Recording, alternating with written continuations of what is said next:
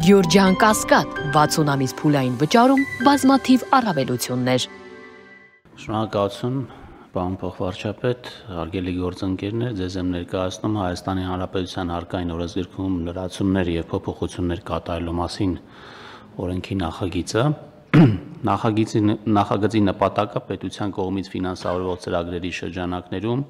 շահութարկ վճարողների կողմից կատարված ծախսերի փոխհատուցման նպատակով կառավարությունից ստացվող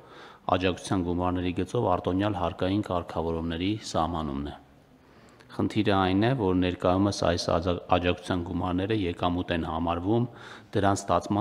ստացման հարկային տարում ամբողջությամբ, ինչը շահութարկի գծով հարկային պարտավորություններ է առաջացնում։ Կարծում ենք, որ այս մոտեցումը արդարացված չէ հատկապես գյուղատնտեսական արտադրանքի արտադրությամբ զբաղվող շահութարկ վճարողների համար, հաշվի առնելով այն հանգամանքը, որ գյուղատնտեսական արտադրանքի իրացումից ստացող եկամուտները ազատված են շահութարկով հարկումից։ Մասնավորապես պետության կողմից ֆինանսավորվող ծրագրերի շրջանակներում գյուղատնտեսության ոլորտի տնտեսվարող սուբյեկտների կողմից ներգրաված վարկերի գումարները եւ դրանց գծով հաշվարկվող տոկոսագումարները ներգրաված վարկերի գումարները եւ դրանց գծով հաշվարկվող տոկոսագումարները պետության կողմից սուբսիդավորվելու դեպքում սուբսիդավորվող գումարները հանդիսանում են եկամուտ եւ հաճախ շահութարկի գծով հարկային պարտավորություններ են առաջացնում։ Այս առումով նախագծով առաջարկում ենք անկախ գործունեության իրականացման ոլորտից սահմանել, որ պետության կողմից ֆինանսավորվող ծրագրերի շրջանակներում շահութարկ վճարողների կողմից կատարված ծախսերի փոխհատուցման նպատակով կառավարությունից ստացված աջակցության գումարները եկամուտ են համարվում այդ գումարով ստեղծված ակտիվների ծախսագրմանը համամասնորեն, որպեսզի այդ աջակցության գումարների մասով շահութարկի պարտավորություններ չառաջանան։ Միևնույն ժամանակ նախագծով առաջարկում է սահմանել, որ առաջարկվող դրույթների կիրառումը տարածվելու է 2024 թվականի հունվարի 1-ից հետո ծագած հարաբերությունների նկատմամբ, հաշվի առնելով այն հանգամանքը, որ առկա խնդիրը նկատվել է հատկապես 2024 թվականից սկսված։ Հիմնականում այսքանը խնդրում եմ հաստատել։ Պարոն նախարար, բայց 24-ի շահութարկը 25-ին չեն վճարել, ուզում ասեմ ինքը ռետրոսպեկտիվ կաշխատի է կարգավորումը։ Հիմա մարդիկ վճարել են, չէ՞, այդ շահութարկը, հետ են բերելու։ Մենք կաշխատենք պետք գործընկերների հետ հասկանալու համար, երևի այո։ Այսինքն ինչքան որ վճարել են 25 թվականին, հետագայում այդքանով կարող են նվազեցնեն բազան։ Այս պահին տեխնիկան չեմ կարող ասել, հետո կճշգրտենք կասենք։ Պարոն Հակոբյան, կասեք ոնց է դա աշխատելու, որ տնտեսավարողները իմանան, թե դեռ չեք քննարկել այդ։ Գործընկերները քննարկել են, բայց հետագա իրացման համար աշխատանքային քննարկման անհրաժեշտություն կա, այնպես կանենք, որ սահունք իրականացվի առանց բաց հարցերի։ Որովհետև կարող է թվա մարդկանց, որ այն սուբյեկտները, որոնք արդեն վճարել են, իրենց վրա չի տարածվում։ Ես կարծում եմ պիտի հիմա ազդարարենք, որ տարածվում է, թե ինչ ձևով իրանք այդ էֆեկտը կստանան, դա էլ հարց է։ Ըստ էության հարկային պարտավորությունների վերահաշվարկ պետք է կատարվի,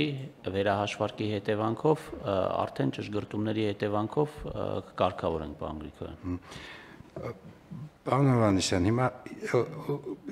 կոնկրետ օրինակի վրա մի հատ բացատրենք հանրությանը, ինչի մասին է խոսքը, այսինքն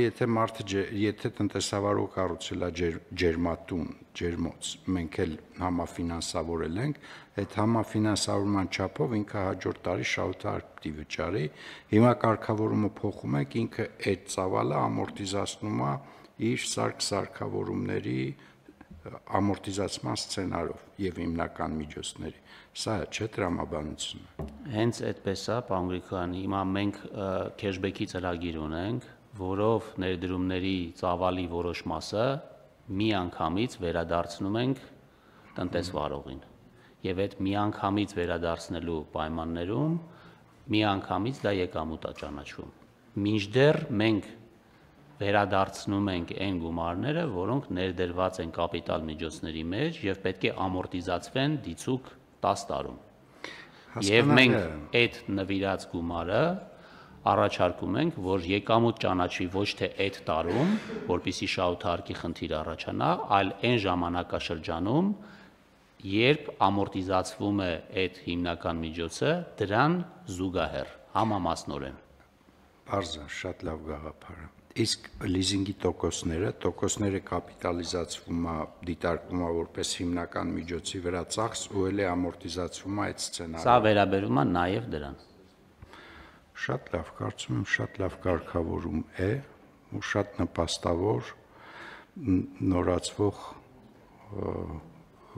հիմնական միջոցների process-ում գտնվող տնտեսավարողների համար, բայց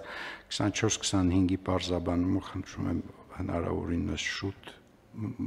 հրապարակենք, որպեսզի տնտեսավարողները հասկանան։ Դե նախ ազգային ժողովում քննարկումներ լինելու են եւ բարձա այդ ընթացքում նաեւ այդ բոլոր բարձաբանումները իրականացվեն եւ ուզում եմ նաեւ ասել, որ այս նախագիծը վել է տնտեսվարողների հետ, կարելի ասել ըստ էության նախաձեռնությունը իրենց կողմից է եկել եւ մենք ականջալուր ենք եղել այդ քննարկումներին, որպես լավ օրինակ եմ ուզում ներկայացնեմ մեր համագործակցության, մեր ասոցիացիաների եւ տնտեսվարողների հետ։ Ես կարծում եմ, որ մենք բոլորս պիտի հասկանանք, որ սա նաև դրական ազդեցություն ունի լիզինգի գործարքների տոկոսադրույքի վրա եւ հույսով եմ, որ բանկային համակարգը նույնպես կարձագանքի այս կարգավորմանը, որովհետեւ սա իրականության մեջ լիզինգի գործարքը ավելի ինքնարժեքը նվազեցնում է։ Ես տենց եմ հասկանում։ Եվ առաջարկում եմ, որ այդ կորելացիային էլ հետևենք կլինի, թե չի լինի։